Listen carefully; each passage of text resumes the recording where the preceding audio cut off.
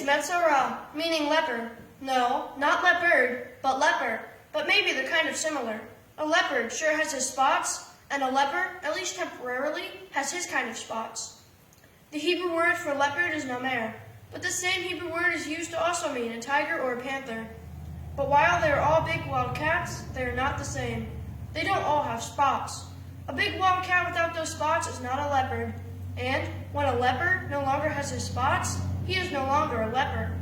A leopard is who he is. He can't change his spots.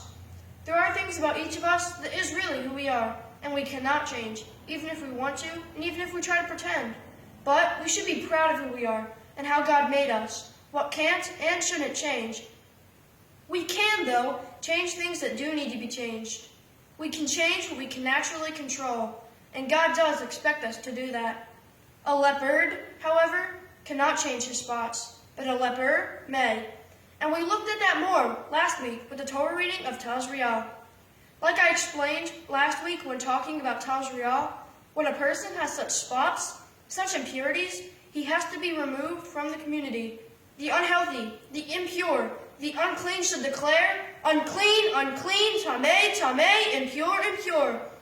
This Torah reading of Metzora gives more instructions for the impure and how he needs to do what he needs to do to repurify himself before he can return to the community. While a leopard's spots are always to be a part of him, as the saying goes, a leopard can't change his spots, but a leper can change. Even the impure can become pure again. We can change. We can improve. We can get better. And that is a big part of this Torah reading. It may be specifically about lepers and how they need to repurify, but it can be about any of us and how we need to do what we can to change for the better, to become closer to God.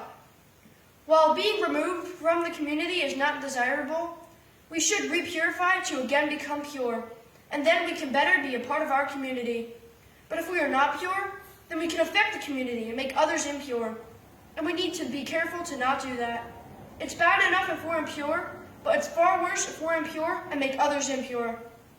Therefore, we need to remove ourselves from others and get ourselves better, get ourselves healed, get ourselves pure, before we can and should be with others again.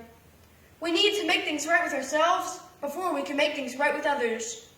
It's like on a plane when they tell you to put your own oxygen mask on first, before being able to help others. And it can take some time to help yourself first, to become pure again.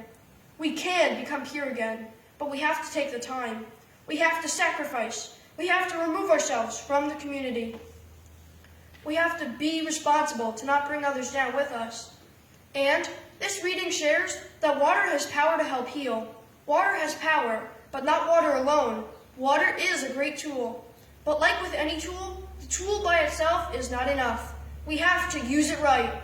Water can help repurify us. Just as babies are born out of water to start their new lives, water can help us be reborn.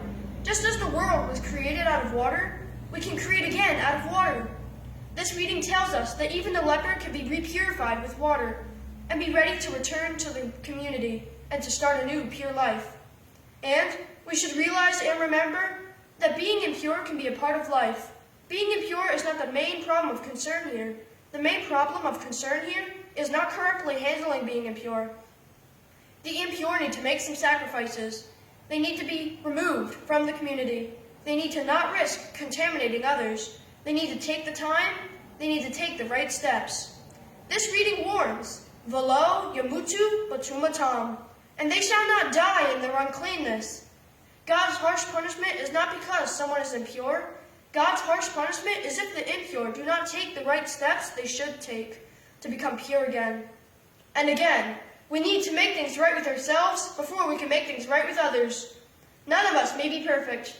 We may become impure at times, and that is a part of life. But how do we handle being impure when we are? We need to do our part to make things better when they're not there yet. But even when we're impure, God is with us. And God is even more with us when we do what we need to do to become pure again. Remember, we are said to have been created in God's image. Each of our bodies can and should be a temple of God. God is always with us. But do we treat our bodies so right to show our respect and honor for God? If and when we become impure, we need to purify. to re-purify ourselves, to show our respect and honor to God. And again, we need to make things right with ourselves before we can make things right with others. It will be good for us to think about this seriously this Shabbat. And so I'll leave you with that to think about and wish you Shabbat Shalom.